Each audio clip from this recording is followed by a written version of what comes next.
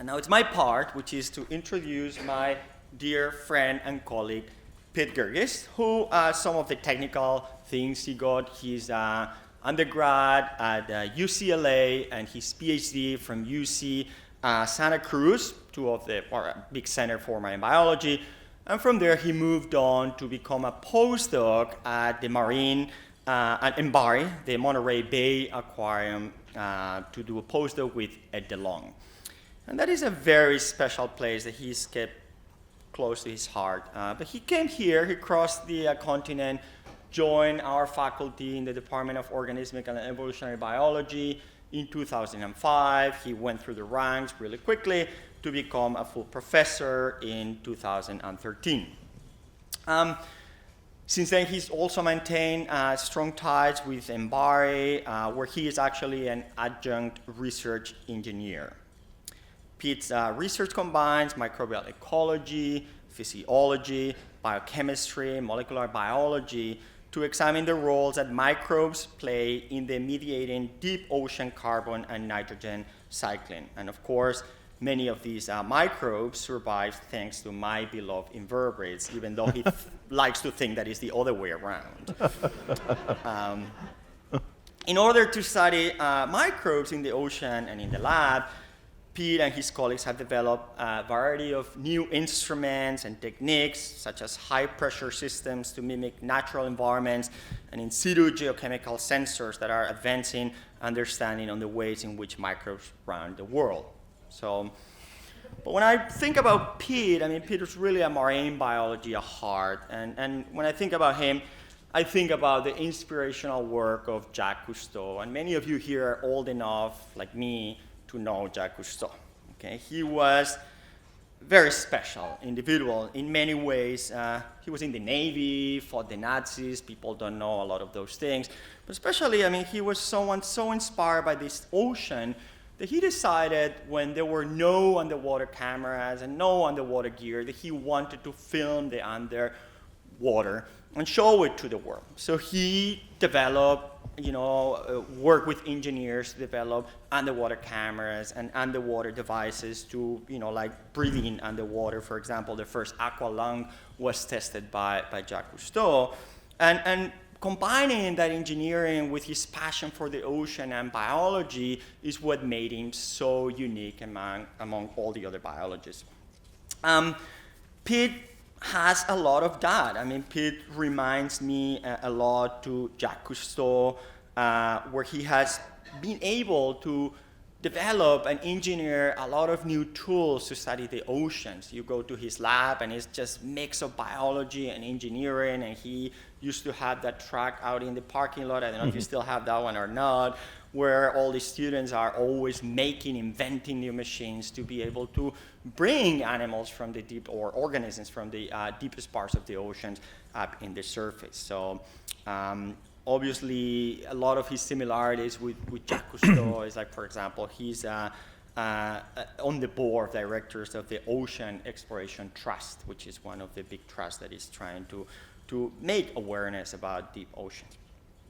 So Pete is an ocean explorer and has participated in many cruises, recently as chief scientist in many of those, more than about 23 cruises you had in your CV, Pete. His academic accomplishments are also many. Currently has more than $5 million in grants from NASA and NSF to explore the oceans and biochemistry. He's published more than 80 scientific papers and a large number of popular articles because he's also very interested in outreach and getting to others. He's trained numerous undergraduate and graduate students and postdocs. But I think one of the most interesting things of Pete is, together with another friend, Paul McGuinness, who's a professor at the Cambridge, Rindge, and Latin School, they've developed this program to bring high school students into high research labs at Harvard where they can actually do science. And I've actually hosted several of those students in my lab. We've published with them, with high school students, which is something that really changes their life for a long time. That gives them opportunities to do things that might look impossible to their peers. And Pete and Paul, both of them, have been instrumental in catalyzing that. And other things that he's done for outreach is like this Girguis Lab Open Design Studio for Marine Technologies. So, those things are really amazing, which normally many scientists don't really spend the time doing those things for people outside of academia. Obviously, he has a lot of academic credentials also, but I see that he's also been a distinguished speaker in the Science for the Public television series. I don't watch much TV, so I have not seen you there, but I believe that. And I think that just you get the idea of what type of individual Pete is. So without further ado, I'll give you Pete Girguis. That was way too nice. Thank you, Gonzalo. All right, can you all hear me okay? Excellent, thank you. That was very, very generous. Thank you so much for the kind introduction. And thank you all for being here on a lovely Thursday afternoon. I figured if only 20 people showed up, we'd call it quits and go out and sit on the lawn. It's really nice out. So I will try and live up to the beauty and the wonder that's outdoors right now by sharing with you some of the beauty and the wonder that we explore and we study. Again, thanks to Gonzalo for the kind introduction, and while I'm not sure about the comparison to Cousteau, who was amazing in so many ways, I do try and work with the members of my lab, and we are a team who are interested in really understanding the activity of animals that live in the deep sea. And that means we're interested not only in knowing who's there, but in knowing what they're up to, and how they keep our planet running and keep our planet healthy. What I'm going to do today is take you on a brief tour about the relationships among animals and microbes, and try and leave you with a sense of the fact that our world is indeed really interwoven, and that we organisms are all intimately connected in various ways that keep our ecosystem running. But this is Harvard. So, being a school, we're going to start with a test. And I want to see a show of hands, especially, are there any kids? How many kids do we have in the audience? All right, we got a few kids and a few adults who identify as kids. So all right, so let's give it a go. Here's your first question. What's going on in this scene? Is it A, they're playing hide and seek? B, it's all you can eat day at the Coral Buffet. Anemones are eating the clownfish. C, or is it D, they're hanging out in their anemone home? Who thinks it's A? B? C? D? Oh yeah, now you're talking. Well done, it is in fact D, and this is an example of a symbiosis. And before I go too far down the road of this talk, I will say that we have door prizes for you all. I'm not joking, they are actually at the top of the stairs on your way out. There's a table. You'll find some stuffed microbes. We call them giant microbes. Unfortunately, they're not the cool, good ones I wanted to tell you about. There's brain-eating amoeba, Ebola, and I think anthrax. But you can take a Sharpie and scratch them out and write anything you want because all microbes look the same. But, and there are a few bioluminescent dinoflagellates. These are little tubes of living cells that will bioluminesce if you take care of them. There's a little instruction sheet on there. We got about 80 door prizes. Do not stampede each other. And I promised my friend Diana, who organizes these lectures, that she is totally indemnified from any shortage of door prizes. So feel free to pick a fight with me, and I'll definitely bring you a door prize another time. All right, so let's move on. This is indeed an example of a symbiosis, and it's a relationship between two kinds of animals that benefit from coexisting in a manner that improves both of their health and over evolutionary time, what we call their fitness. I would like to ask, though, besides this, what comes to your mind when I say the word symbiosis? Lead some volunteers. Yes, what's a symbiosis? Very nice. Could you have an example of two marine organisms besides the clownfish and anemone? Isn't there where there are little fish that bacteria on a shark? They get food and the sharks Yeah, well done. What else? Other symbioses? Anybody? People from my lab. In the back, sir.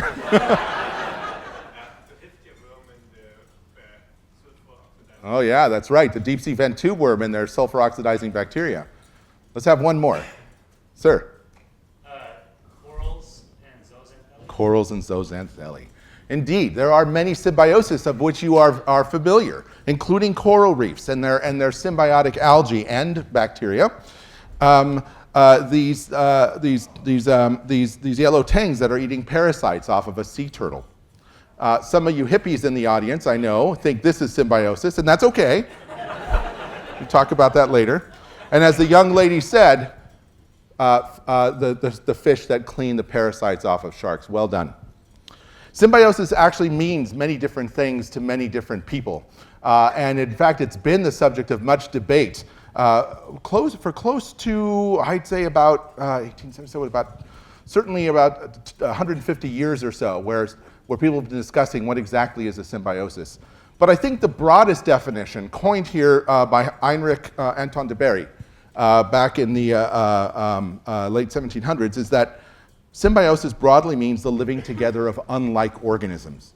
And unlike organisms doesn't mean two members of the same species that have different color hair. It means two genetically distinct organisms that have somehow established a relationship. And the nature of that relationship is wonderful for we scientists to look at and try and understand. Because some of them are ecological, where organisms, two animals, or an animal and a plant, or a plant and a fungus, cohabit an environment, and they both prosper. But it's equally important to know that symbioses are responsible for all the animals, alga, plants, and on Earth. In that, at the very heart of the eukaryotic cell, that is the cell of which your body is made up, and every animal on Earth and every plant, a key part of being a eukaryotic cell is having what we call mitochondria. Who knows what mitochondria are? Excellent. Someone from the audience. Sir, tell us if you mind. Oh, well, they're the energy organelles in the cell. Yeah. Originally from cyanobacteria. That's absolutely almost right. It is. They are the energy-producing organelles that are in fact evolved from bacteria, a particular kind of bacteria called alpha proteobacteria. Your next question, ladies and gentlemen, which of these are the mitochondria, A, B, C, D, or E? I'm going to raise the bar a bit here. Who thinks it's A? Who thinks it's B? C? D? E? None of the above for you rogues out there? All right. You guys are good. It's A, all right? You're spot on, sir. They're the energy production plants, right? They're the ones that make the energy that the cell uses. And their origins are as a symbiosis between a cell that engulfed it and eventually established a stable relationship. The mitochondria are derived from a group of bacteria we call alpha proteobacteria. You don't need to worry about that, but they are indeed derived from bacteria. The same is true for chloroplasts, and this is where you're correct, sir. They are derived from cyanobacteria. And when we look at chloroplasts today and compare them to cyanobacteria, they have many of the same structural features. It is a dead ringer for cyanobacteria, right, when you look at a chloroplast. Microbes have been on our Earth for a very long time, about 3.5 billion years. And it was about 2 billion years ago that we began to see eukaryotic cells, the ones that we are familiar with because they're our cells. They're also, you might know them as amoeba, as an example of a eukaryotic cell, right? These little single-cell organisms swimming around. That's when we think symbioses were established, about 2 billion years ago. It's when we think the first eukaryotic cell with mitochondria came around. So you have to jump ahead, though, to a paltry 600 million years ago to find the first real animals.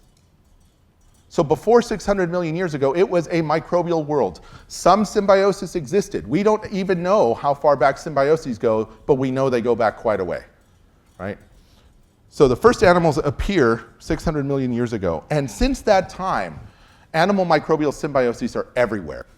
In fact, it took me, this is the slide I put the most amount of effort into because these numbers are really hard to produce. If I start going through the literature and asking how many symbiosis are there, right? When I look at annelids, right, which are worms, or how many of the cnidarians, which are jellies and corals, or symbioses, you end up with numbers like 30% if you count the really specific ones, maybe 50%. But the moment you start thinking about the microbes that live in the guts of these organisms, that number jumps all the way up well above 90%. Because to our knowledge, nearly every animal on Earth has microbes associated with it in some fashion or another. It is true that there are a handful of some that don't. There's an ant, for example, that for some reason doesn't have any microbes on it at all, so far as we can tell. The vast majority of every animal on Earth and every plant on Earth has microbes associated, which means that symbioses are essentially ubiquitous. Animals evolved in a microbial world, and I'm giving you an example of a really amazing symbiosis between this fish. Does anybody know who this fish is? Yes, again, anglerfish. Well done. It's an anglerfish. Any of you Finding Nemo fans out there would recognize this. This is one of my little friends. But the anglerfish have a bioluminescent lure at the very tip of that antenna off the top of their head. And that glows, and it's filled with bioluminescent bacteria. That's an established symbiosis. So for them, the symbiosis is about feeding the bacteria, and the bacteria get, frankly, a safe and comfortable home. And in exchange, their light is used to lure prey to the anglerfish. Just for fun, does anybody know, is this a boy or a girl? It's a girl. It's a girl? Yes. Christina, would you like to tell us why it's a girl, or how do you know? Because the males have to attach and become very, very small. That's right. In this species, or in this taxa, in these kinds of fish, the anglerfish, the males are generally very small, wimpy little creatures that swim around looking for a girl. They bite into her, they fuse to her, and then they essentially hang out and do what males like to do, and that is it. So it's definitely a turn the table situation here. I think if you see anglerfish in the wild, one of the neatest things to do, or anglerfish on videos, is to look around and try to find the guys. Okay, but today I'm going to focus on two tales of what I'm going to call unexpected animal-microbial symbioses. These are associations that until 35 years ago and until just a few years ago, we didn't really know about. And they're not the only associations in the world, and they're not the most important, but they're good examples of the different ways in which animals interact with microbes. So I'll go through these two stories, and I'll tell you a couple more highlights, and then we'll ask some bigger picture questions. But first, we're going to take a trip to the deep sea, and we're going to talk about my favorite gutless wonders. I do a lot of work at hydrothermal vents, and my research group, why don't you guys raise your hands for giggles? So these are the folks who are in my lab. They're the ones who do the heavy lifting. They go out to sea, and they either get inside a submarine or use a robotic vehicle to dive to the seafloor and collect the animals and the microbes we're interested in studying. And most of our work takes place here at hydrothermal vents. These are features on the seafloor that are geological and biological hotspots, both literally and in the sort of biological metaphor, meaning that they really host a lot of life. But before we get to that, I want to tell you that these vent fluids are hot and toxic. And the video you're seeing here is one of the only videos we have of an actual eruption underwater. This is in the South Pacific. I was on the cruise that came out 2 weeks before this. So I barely missed this, which can be good or bad. I'm still not sure. But the conditions at these vents, I'm going to go back and play that again, pretty extreme. Pressure increases as you go deeper into the ocean. And most vents are found at around 2 kilometers water depth. And the pressure there is 3,000 psi. And it can be as high as about 7,000 psi at vents, right? Bear in mind that the pressure in your car tires is what, 30? So the temperatures at vents also vary wildly over really small scales. The hot water that you see coming out of vents is typically 300 degrees or more Celsius. Again, go home, put your oven in self-clean mode, you know, the one where it locks itself so you can't get hurt? That's the temperature that these waters reach. but the pressure keeps it from boiling. Immediately next to that really hot water is ice cold bottom seawater. And it's at the interface of those really, really hot fluids and the really cold fluids where we find life thriving. But those organisms are still faced with these conditions at times. If they're in the wrong place at the wrong time, they're going to get hit with vent water that has a pH of 2, right? It's like a vinegar. Or they're going to be encountering toxins like arsenic and other dissolved metals that are in the vent fluid. So it's a pretty extreme environment. But despite this, we see gigantic communities of organisms that live around vents, where that vent water mixes with the cooler water to form kind of a warm, diffuse fluid. The temperatures at which most of the organisms at vents live are about the same temperatures at which we like to take a bath. Which I don't blame them, right? They kind of like a nice, warm, sort of, effervescent flow, and that's where you find most of the microbes and where you find all of the large animals, like these aggregations of giant tube worms.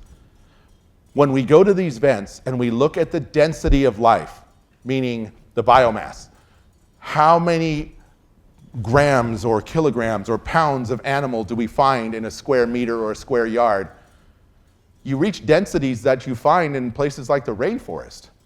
It's a lot of biomass, and that is not common in the deep sea. Most of the deep sea has very little biomass. Lots of different kinds of organisms. Diversity is incredible, but there aren't a lot of them because they're all living off the dredges of what comes down from above, several kilometers overhead, where the plankton are going crazy and algae are blooming and it all sinks down, and by the time it gets to the bottom, it's the dredges. But at vents, the story's different, and that's what I'm going to tell you about. At vents, we find some of the largest deep sea animals that we have ever laid eyes on. Here you see 4 examples, and I have put a quarter next to each of them just to kind of give you a sense of scale. But I think the hand does a far better job than a quarter. This is a giant clam called Calyptogena that lives at vents. And if you want to know more about clams, by the way, you talk to Gonzalo, because he is a clam connoisseur. He'll tell you all about who's related to whom. And these clams are huge, and they live in large expanses. We nickname them things like clam acres. There are so many clams. Same is true for the mussels that you see up there alongside it. The tube worms at the bottom and the snails. These all reach very large sizes.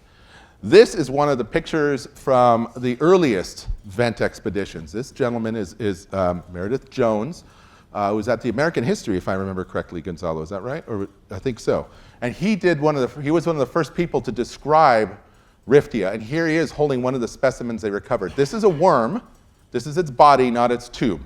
And when they're live and you bring them up and they're this big, they have the consistency of Italian sausage. So for those of you who can't afford the 50 grand to do a dive and collect your own, go to your butcher and say, I'd like a rope of Italian sausage, make it about 3 feet long, hold that in your hands, and that's a pretty good approximation. These are really beefy critters. Question number 3 now for you all. What do these giant animals have in common? They're all mollusks? Let's see a show of hands. A, who thinks they're all mollusks? Who thinks they all live in the Atlantic Ocean? Who thinks they all have red blood? Oh, you guys are too good. And who thinks they all have symbionts? There you go, right?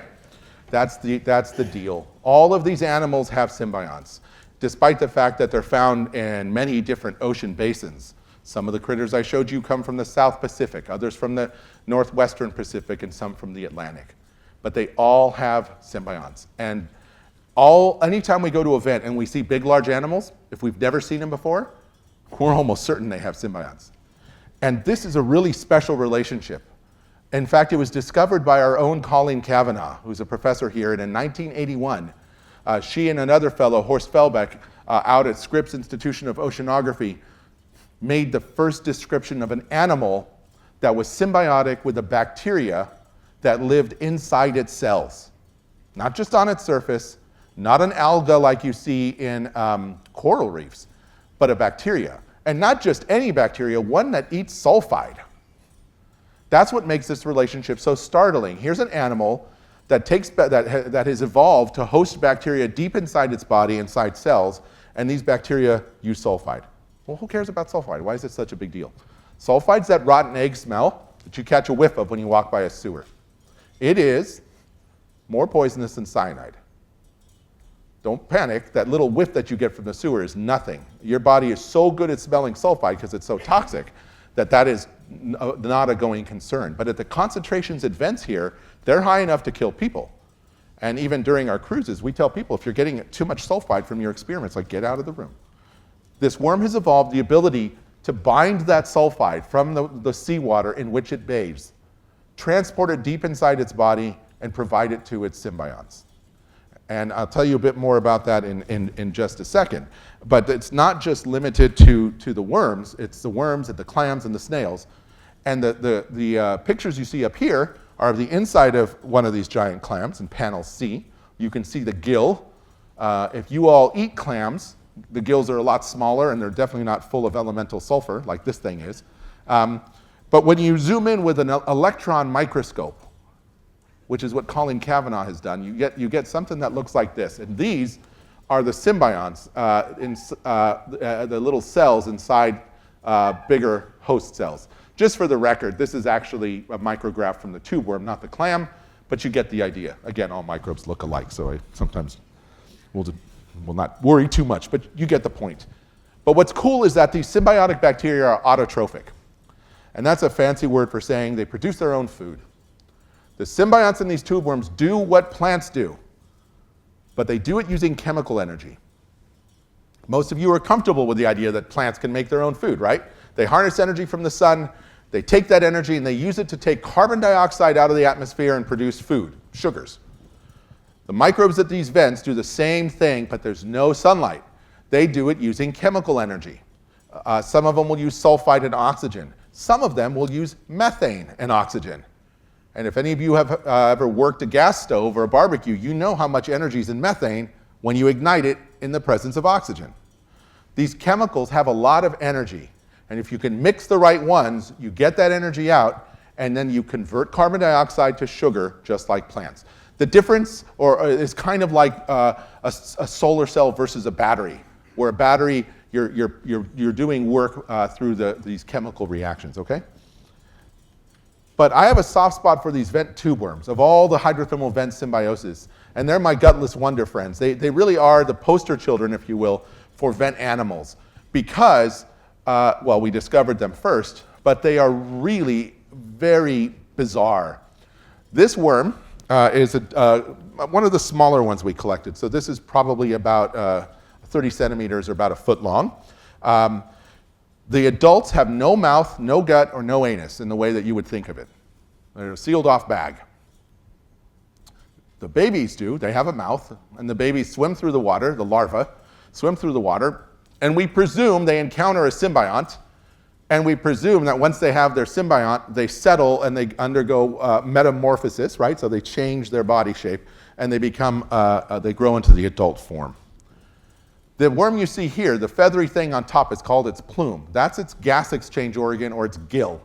That's its version of a fish gill, and that's how it breathes. The thing in the middle, called a vestimentum, is a muscular collar that holds it in its tube.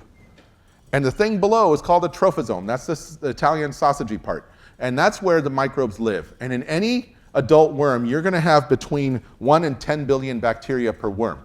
So think about this. And that big worm could have 10 billion bacteria, which is more than there are people on Earth, right, in one worm.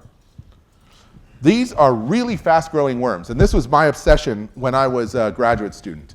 Nobody had been able to keep them alive, and nobody knew how fast they grew, meaning in a real sort of measurable sense. People said, oh, we caught them on film with time-lapse, they grow fast.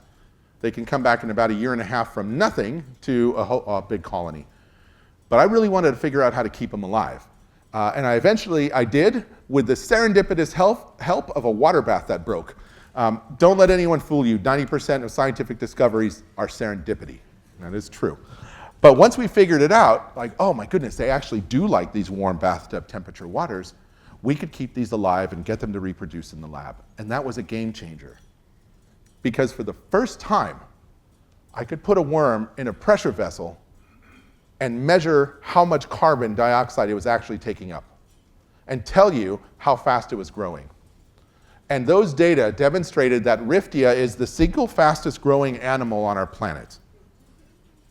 So when we look at carbon uptake as a measure of what we call primary productivity, that is, where can we go in the world where we see the most amount of carbon dioxide being turned into sugars?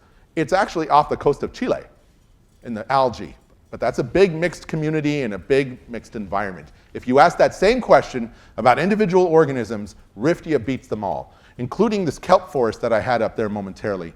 Those are typically thought of as being some of the fastest growing organisms. Same with bamboo. They all pale in comparison to Riftia, which can fix up to 10% of its body carbon a day. Look at it this way. Imagine you went to sleep one night, you weighed 150 pounds, you had a big meal, and you woke up the next day and you weighed 165. So that's 10%. That's what these worms do. They grow at incredibly fast rates, and we can actually see the worm and see their tubes grow in the pressure vessels. When we look at these deep sea vent symbioses, they illustrate how lush ecosystems can thrive in the absence of direct contact with the sun. Now I want to be clear, every animal on Earth needs oxygen, and the oxygen in the deep sea comes from photosynthesis. So it is not correct to say deep sea vents are entirely independent of the sun when it comes to the animals. But it is absolutely correct to say many of the microbial communities that live there, including some of the microbe symbioses, do live independent of the sun. And the fact of the matter is, in the presence of oxygen from the sun, this community is gigantic because of the chemicals that come out of the earth, not because they're benefiting directly from photosynthetic, carbon or food. That was a game changer. Before 1979, when we discovered vents, people thought there is no way that chemical energy could support an ecosystem like you might see on land. Impossible. They'd studied them in caves, went to dark places and looked at microbes in the mud and little tiny animals, and everything was puny. And then when they get to the vents, it blew their mind. This has also reshaped our thinking about what life might look like on other planets. And for those of you who are astrobiology buffs, have any of you heard about today's announcement? I see an enthusiast. Would you mind sharing with us what happened? So I think it was like the Cassini probe was going around some of Saturn's moons to basically be able to detect that hydrogen. Right. Hydrogen gas is being emitted and basically free energy for microbes. They gobble that up here. That's right. What happened was that scientists using this Cassini probe caught a whiff of hydrogen in an orbiting spacecraft in a manner that is consistent with hydrogen coming out of a hydrothermal vent, like the ones that I showed you. That is pretty cool. Because if you have a hydrothermal vent, the temperatures you need to produce hydrogen are not that different than what we see on Earth. And this is the moon Enceladus, by the way. And then you have an ice cap, not too different than what we see on Earth. In fact, on Earth, we have hydrothermal vents underneath ice caps. And so it is a reasonable conclusion to think that somewhere between that vent and the ice cap could be a habitable zone. Our study of these vents helps us think about the origins of life on Earth before we had this much oxygen and in a world that wasn't dominated by animals, and helps us understand how animals built relationships with microbes to succeed and to prosper in a microbially dominated world. Okay, part 2, a whale story, and why you should think of whales as half lions, half camels. Next, and I think the last question for you all. What do you call the population of microbes that live inside your intestine? Is it A, germs, B, the butterflies, C, the gut microbiome, or D, just creepy? I went through that pretty quickly. I saw a bunch of hands up at C. It's C. It's the gut microbiome. I'm sure many of you have heard about this because it's been in the news and we're all paying more attention to our gut microbiomes. People have known about gut microbiomes for a long time. They just called them gut flora. And I'll tell you another funny little thing about science is that sometimes things that we say are new aren't really new. They're just rebranded. People have been studying symbiosis for a long time and gut flora for a long time. And it's only been the last 15 years that we realized, hey, wait a minute. These gut flora are our symbionts. And it's led scientists to start asking questions, really fundamental questions about these gut microbiomes. Where do these microbes come from? How long do they persist? Can you shift them with diet? Are people fat because they have the wrong microbes? And in 2008, Ruth Ley and others started looking at the relationships among different microbes. And what they found was, I'm going to call it a kind of phylogenetic inertia. And what that really means is, if you look at an organism's microbiome, any other microbiome that resembles it is likely a related animal. That is to say, you could bin all the apes together. Don't worry about the plot, right? These sort of principal component plots. All you really need to know is that if these dots represent carnivores, the red ones, they all kind of group together. And then the green ones are herbivores, they all group together. The closer to the dots, the more similar they are, or less dissimilar they are. And the blue ones all group together, and then pandas and bears do their own weird thing. And it tells us that the kinds of microbes you see in your gut is influenced by phylogeny, to whom you're related. It's also influenced by diet, and of course other factors, antibiotics and stress and the like. But these two things, phylogeny and diet, are the two major drivers that people have struggled with. And we know that this phylogenetic history or relatedness matters, but to what extent? And what about animals that switch from one lifestyle to another?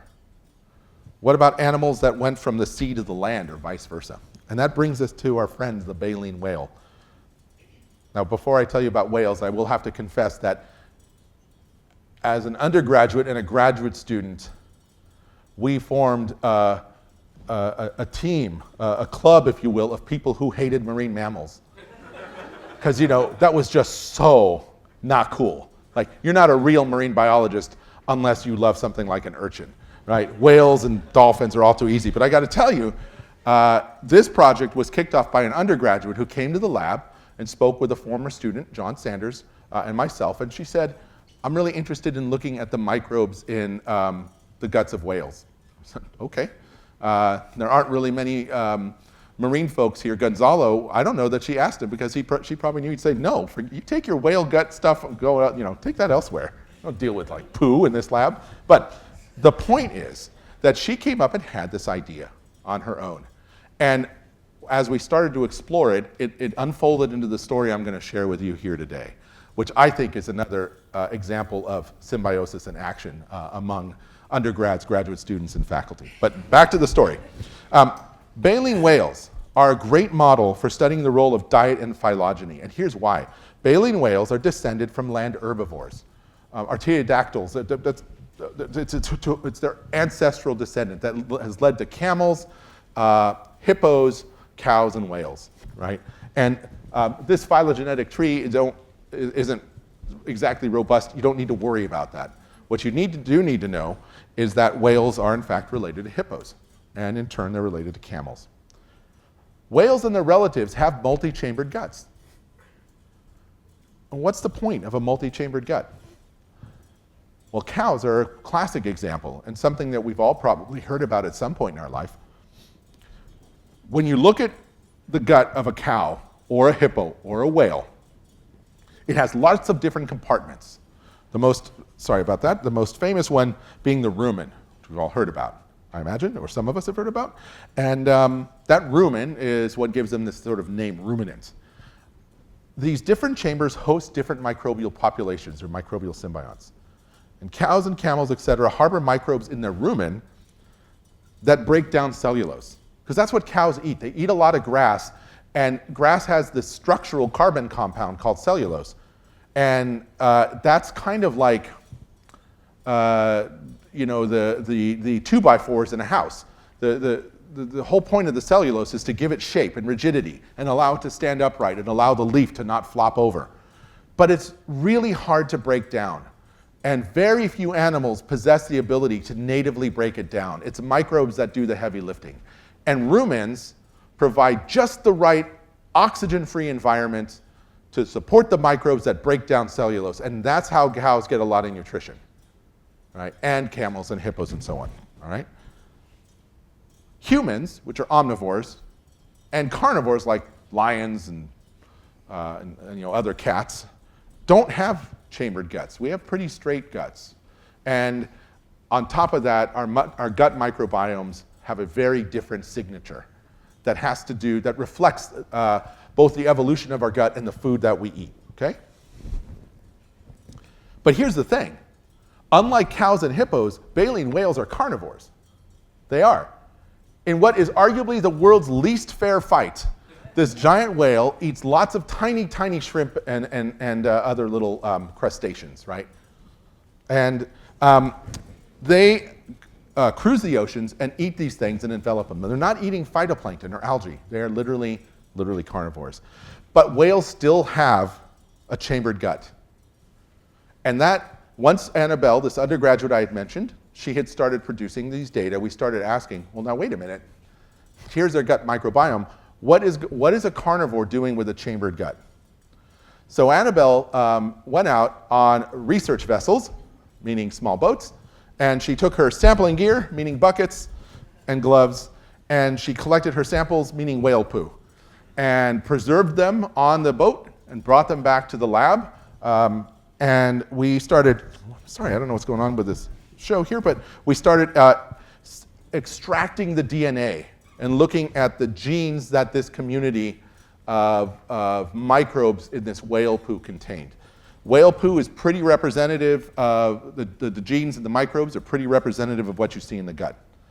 What we found is that, sorry again, it's got a mind of its own. What we found is that whales group by themselves, again, think of the proximity of these dots saying something about their relatedness. So the whales, the right whales and the other baleen whales all sort of group off on their own, looking really different from dolphins and hippos and others. This is where it gets really fun. When we start looking at the genes through this process called metagenomics, start looking at the genes that we got from this, a couple of things jump out at us. One is that their microbiome has gut symbionts that look a lot like the gut symbionts of lions when it comes to eating meat. That is, the symbionts that are involved in breaking down protein have many of the same functional abilities as those microbes found in the gut of a lion. Doesn't mean it's the same microbe. It doesn't mean it's related, but just think of it as having the same ability to provide nutrition to the whale by breaking down meat. Okay? That's what we saw in terms of this nitrogen metabolism. But when we started looking at how do they get their carbon, the story changed. And what we saw is that they have a unique group of gut symbionts that are capable of breaking down chitin. This caught our attention because chitin is the ocean's version of cellulose. It's a structural molecule. And you can kind of see on this plot up here, again, don't worry about the formulas, but they're really not that different, right? You can just tell by the shapes. That's cellulose above, and that's chitin. And chitin is a structural molecule found in a lot of crustaceans. And the whale cannot digest chitin on its own. That is not something that the whale has the physiological capacity to do. Only the symbionts can do that. And this is where it really struck us all at once, that the whale's chambered stomach, which evolved from plant-eating animals, were just ideal for colonization by these chitin-degrading microbes because they need essentially the same oxygen-free environment. Some scientists would call this a pre-adaptation or an exaptation. But all that word really means is that you have something, a capacity, that you can put to use in another way. And that was really cool. Baleen whales, again, are carnivores. And their gut microbes have actually capitalized, in a sense, on their herbivorous heritage. You can see this is actually a northern right whale swimming through the water here and skimming out the tiny crustaceans that they eat, a particular kind of copepod. For this whale, this one copepod, this one crustacean, is well over 90% of its diet every year. And isn't that cool? You can see it's baleen there, and it just is sieving them. It brings them in, and then squirts the water out through the baleen, right? And having this chambered gut gives them an opportunity to extract nutrition, if you will, from the chitin that is a large part of these little crustaceans. It's about 10 to 15% of their carbon, something around that.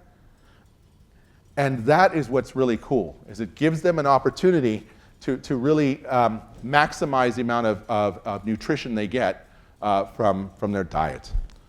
Now, whales and their gut microbes are critical to ocean health because they are nutrient pumps.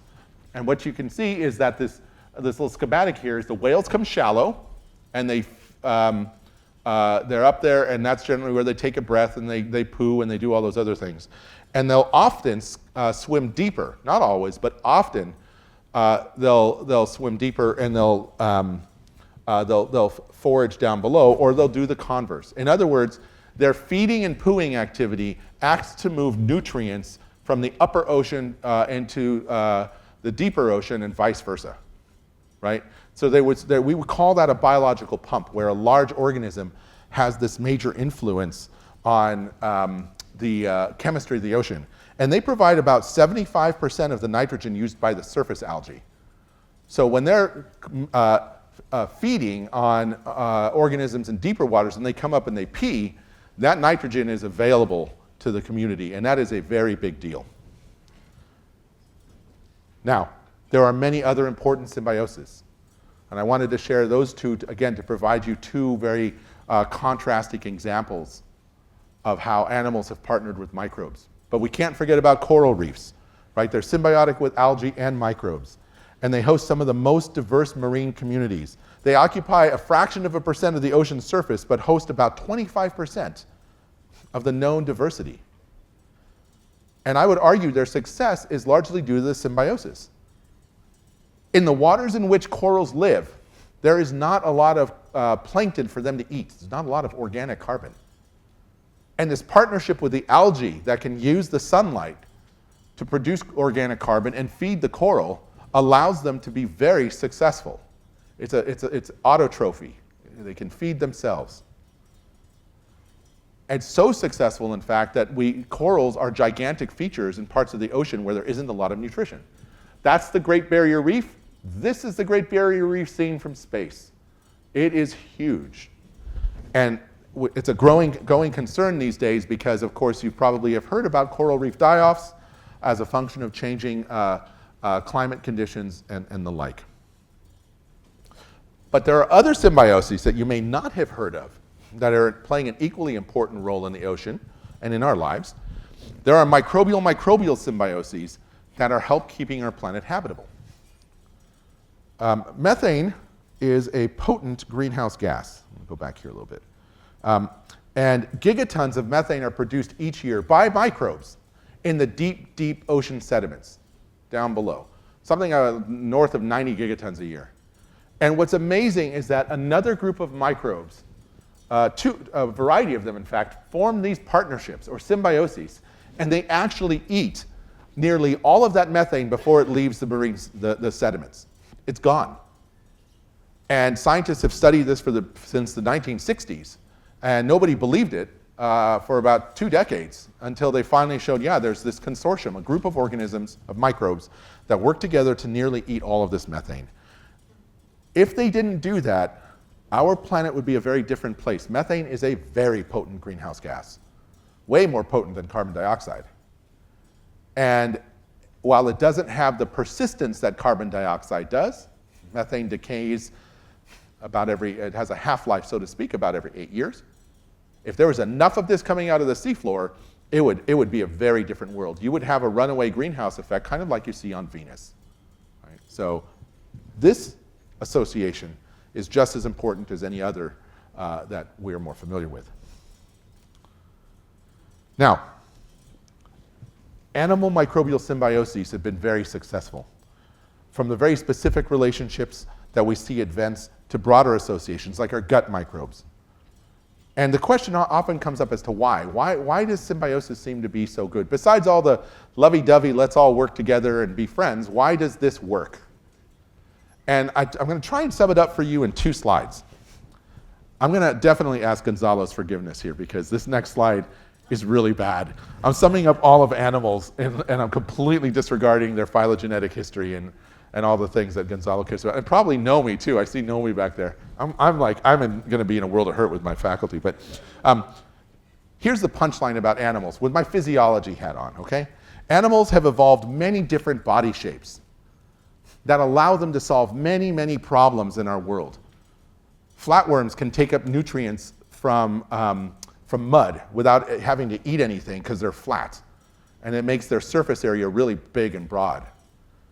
We've evolved these lungs that live inside our body and a relatively moisture impermeable skin so we can live in air and not lose too much water. Animals are really good at that. Lots of different body shapes to solve lots of problems. We're multicellular, so we have organs to do different things. My kidneys don't have to worry about getting oxygen, right? But all animals, including us, we're really stuck when it comes to getting energy because we can only do one thing. We can only eat organic matter, and I don't mean whole foods, I mean just organic matter, and we can only breathe oxygen in the long run. Yeah, you can hold your breath and run for a few minutes, but you need oxygen at the end of the day. That's the only thing that you can really do. Microbes have very few body shapes. They're pretty much either balls or rods. Some of them are spiky, and some of them can grow together into fun shapes. But they're typically not considered multicellular. And microbiologists in the audience, don't debate me on this. This is just, let's just roll with me for a second here. They don't form the kinds of tissues and organs that we see in animals, right? But they can get energy from nearly everything under the sun. And here's the fine point of it.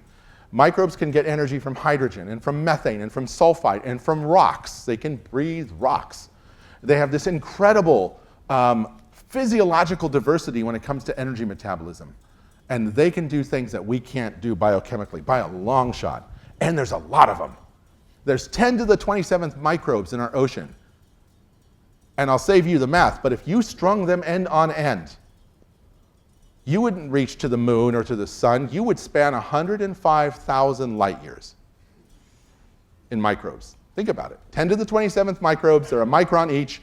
That's about 10 to the 21st meters. That's 105,000 light years. That's a lot of microbes.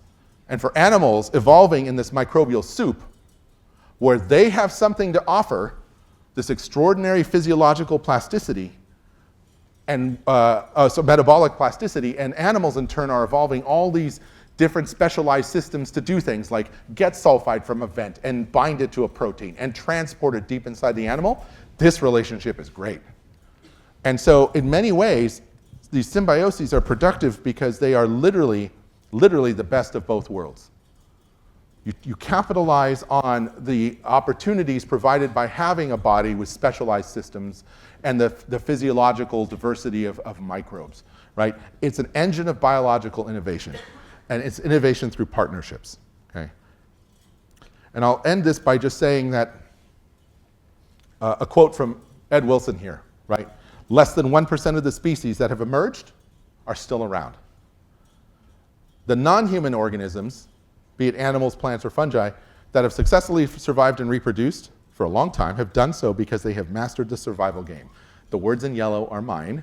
It's a little, forgive me for being, for desecrating the words of Ed Wilson. But I would suggest that they've done this through symbiosis. And I would say, on a more philosophical note, that when we look to nature and see how organisms cooperate to achieve a kind of a better end for all involved, I do find that inspirational in terms of how we humans proceed. And I'm tempted to suggest that we think a little more closely about how we find more effective ways to cooperate, right, for everyone's best interest. But that is all I have to share with you. I wanted to thank the members of my lab. These are my lab symbionts. Many of are here today. And of course, thank Harvard and NASA and National Science Foundation, and you all for your attention. Thank you.